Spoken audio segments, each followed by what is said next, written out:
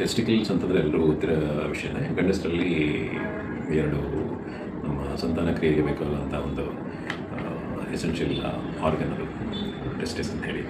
ಆ ಟೆಸ್ಟಿಸಲ್ಲಿ ಸಡನ್ನಾಗಿ ಪೇಯ್ನ್ ಬರೋದು ಮಕ್ಕಳಲ್ಲಾಗಲಿ ಅಥವಾ ಯಾವುದೇ ಏಜ್ ಗ್ರೂಪಲ್ಲಾಗಲಿ, ಎಸ್ಪೆಷಲಿ ಫಿಸಿಕಲ್ ಆ್ಯಕ್ಟಿವಿಟಿ ಮಾಡಿದಾಗ ಅಥವಾ ಒಂದೊಂದ್ಸಲಿ ಟ್ರಾವೆಲ್ ಮಾಡಬೇಕಾದ್ರೆ ಒಂದೊಂದ್ಸಲಿ ಸಡನ್ನಾಗಿ due to some reason sudden pain ಬರುತ್ತೆ ಟೆಸ್ಟಿಕಲ್ಸಲ್ಲಿ. ಆ ಪೇಯ್ನ್ ಬರೋದು ಯಾವುದೇ ಕಾರಣದಿಂದ ನಿರ್ಲಕ್ಷ್ಯ ಮಾಡಬಾರ್ದು.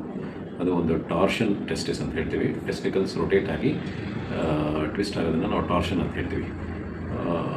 ಅದು ಒಂದು ರೀತಿ ಮೆಡಿಕಲ್ ಎಮರ್ಜೆನ್ಸಿ, ಸರ್ಜಿಕಲ್ ಎಮರ್ಜೆನ್ಸಿ ಅಂತಲೇ ಹೇಳ್ಬೋದು ನಾವು.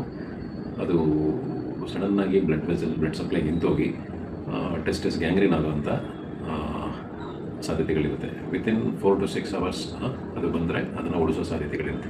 Especially unmarried young kids, unmarried persons testicles gangrene ಆಯಿತು ಅಂತಂದರೆ ಮುಂದೆ ಆಗುವ ತೊಂದರೆಗಳಂದರೆ ಇನ್ಫರ್ಟಿಲಿಟಿ ಆಗಲಿ ಅಥವಾ ಸೆಕ್ಷುವಲ್ ಇಶ್ಯೂಸ್ ಆಗಲಿ ಇವೆಲ್ಲ ಆಗ್ಬೋದು. ಸೊ ಅದರಿಂದ ಟೆಸ್ಟಿಕ್ಯುಲರ್ ಪೇಯ್ನ್ ಬಂದಾಗ ನಿರ್ಲಕ್ಷ್ಯ ಮಾಡ್ದೇ ಬಂದು ತೋರಿಸ್ಕೋಬೇಕಾಗುತ್ತೆ ನಿಮ್ಮ ಯೂರಾಲಜಿಸ್ಟನ್ನು. ನಾವು ಇಲ್ಲಿ ಯೂರೋಕೇರ್ ಹಾಸ್ಪಿಟಲಲ್ಲಿ 24 hours ಎಮರ್ಜೆನ್ಸಿ ಫೆಸಿಲಿಟಿ ಇದ್ದೇ ಇದೆ. ಯಾವುದೇ ಆದ ರೀತಿ ಸಮಸ್ಯೆ ಇದ್ದಲ್ಲಿ ಬಂದು ಕಾಣ್ಬೋದು ಎನಿ ಟೈಮ್. Thank you.